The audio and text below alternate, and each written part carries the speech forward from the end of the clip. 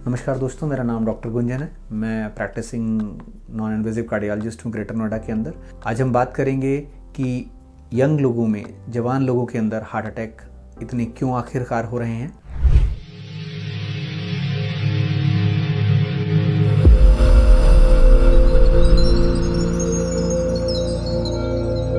अभी पिछले कुछ दिनों में आपने बहुत लोगों को बहुत न्यूज़ में सुना कि जैसे के थे, सिंगर थे, परफॉर्म कर रहे थे और परफॉर्म करते हुए सडन डेथ हो गई। अभी राजू श्रीवास्तव जी जो है, जिनका कि दुर्भाग्यवश काफ़ी लंबे समय के बाद वो ट्रेडमिल पे एक्सरसाइज कर रहे थे और उनको वहाँ पर कोई दिक्कत हुई और अल्टीमेटली वो हॉस्पिटल पहुँचे और उनके साथ तमाम दिक्कतें हुई। तो ये जो चीज़ कहलाती है वो सडन कार्डियक डेथ कहलाती है।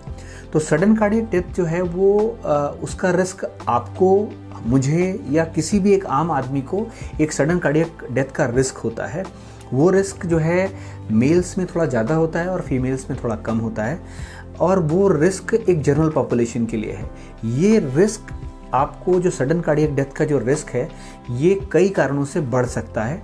अगर आप स्मोकर हैं, अगर आप डायबिटिक हैं, अगर आपके अंदर वज़न ज़्यादा है, अगर आपको बहुत स्ट्रेस रहता है, या अगर कोई ड्रग एडिक्शन है, कोकीन जैसा चीज़ें इस्तेमाल कर रहे हैं, या शराब की बहुत ज़्यादा मात्रा एक बार में इस्तेमाल कर रहे हैं, या आपकी लाइफस्टाइल सेडेंटरी है, तो ये, या आपकी फैमिली में हिस्ट्री है सडन कार्डियक डेथ की, तो ये वो चीज़ें हैं जो कि इस रिस्क को बढ़ा देती हैं। इसको आप उदाहरण के तौर पे ऐसा समझ सकते हैं, जैसे कि अगर हम हेलमेट लगाएं, तो हेलमेट लगा करके अगर हमारी कहीं दुर्घटना होती है तो हमें सर से की चोट आने की गुंजाइश या संभावनाएं कम हो जाती हैं। लेकिन ऐसा नहीं है कि अगर आप हेलमेट लगा के जा रहे हैं तो आपको सर की चोट नहीं लगेगी, ऐसा नहीं होता।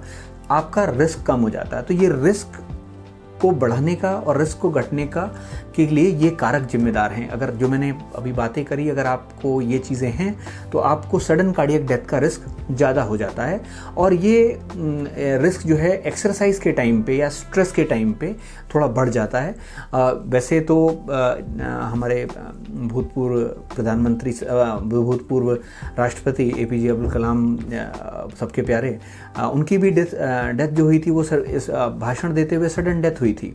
और नॉर्मली सडन कार्डियक डेथ का कोई समाधान नहीं होता, मतलब आप उसके लिए कुछ खास कर नहीं सकते, क्योंकि जब तक मरीज़ के साथ वाले या उनके रिश्तेदार मरीज़ को अस्पताल में लेकर पहुंचते हैं तब तक सारी चीज़ें ख़त्म हो चुकी होती हैं। डॉक्टर वहां प्रयास कर सकते हैं, लेकिन ज़्यादातर केस में इसमें सफलता नहीं मिलती।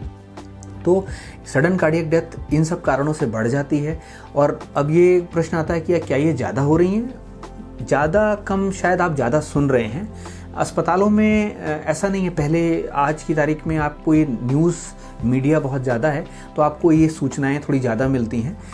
ऐसा नहीं है कि पहले सडन कार्डियक डेथ नहीं होती थी या सडन लोग नहीं जाते थे, पहले भी होता था। तुलनात्मक रूप से एक तो सूचनाएं आप तक ज़्यादा पहुंच रही हैं, तो इसलिए आपको ऐसा लग रहा है कि ये चीज़ें बढ़ रही हैं। दूसरा, क्योंकि अब हमारे पास लाइफस्टाइल रिलेटेड चेंजेस भी बहुत आ गए हैं। हमारी खान पान में बहुत ज़्यादा जंक्स का इस्तेमाल होना शुरू हो गया है, लोगों की एक्सरसाइजेस कम हो गई हैं, लोग स्मोकिंग करने लगे हैं, सॉलिटरी परिवार में रहते हैं, 4 कदम चलने के लिए भी गाड़ी का इस्तेमाल करते हैं, फिजिकल एक्टिविटी पे ध्यान नहीं देते। तो ये सारी चीज़ें भी इनके साथ जुड़ करके इस रिस्क को बढ़ाती हैं। तो शायद रिस्क तो शायद नहीं बढ़ा है, आप शायद इस बात को आप ज़्यादा सुन रहे हैं, तो इसलिए अवेयरनेस इसके बारे में ज़्यादा हो रही है। तो ये सडन कार्डियक डेथ के बारे में था। इसके बारे में करने को तो बहुत सारी बातें हैं, लेकिन शॉर्ट वीडियो में इसके बारे में डिस्कस करना मुश्किल है। अगर आपको कोई कन्फ्यूजन लगे तो जो डिस्क्रिप्शन या लिंक है उसके बारे में आप इससे मुझसे प्रश्न आप पूछ सकते हैं।